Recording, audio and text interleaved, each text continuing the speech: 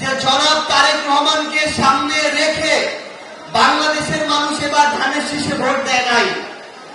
বাংলাদেশের মানুষ ধানের শীষে ভোট দিয়েছে বেগম খালেদা জিয়াকে সামনে রেখে, মেজর জিয়াউর রহমানকে সামনে রেখে।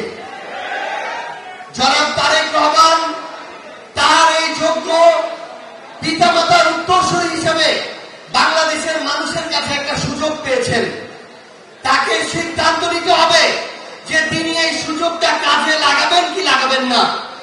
কিন্তু আমরা যখন দেখি যে আওয়ামী লীগের সময়ে যেভাবে বিভিন্ন ভাবে মিডিয়া দখল করা হতো, তার সময় একই কায়দায় মিডিয়ার গুরুত্বপূর্ণ জায়গাগুলোতে কোন ধরনের অভিজ্ঞতা না থাকা সত্ত্বেও তার দলীয় নেতাকর্মীদের দ্বারা নিয়ন্ত্রণ করা হয়, তখন আমরা আগের যে বাংলাদেশ ছিল সেই বাংলাদেশের লক্ষণ আবারও দেখতে পাই।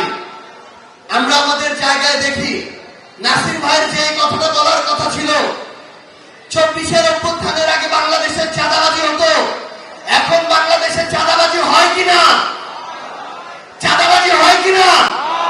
ক্ষমতার অপব্যবহার হয় কিনা? থানায় থানায় টাকা নেওয়া হয় কিনা?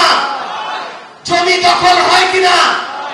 তার ওই একই কাজগুলো যেগুলোর কারণে একটা অভ্যুত্থান হয়েছে, ওই একই কাজ যদি আবার নতুন করে বিএনপির নেতাকর্মীদের দ্বারা হয়, তাহলে এই বাংলাদেশে বিএনপির আগামীর রাজনীতি নিয়ে আমরা শঙ্কিত এবং আমরা বিশ্বাস করি এই রাজনীতি করে আগামীর বাংলাদেশে কেউ আর রাজনীতিতে টিকে থাকতে পারবে না।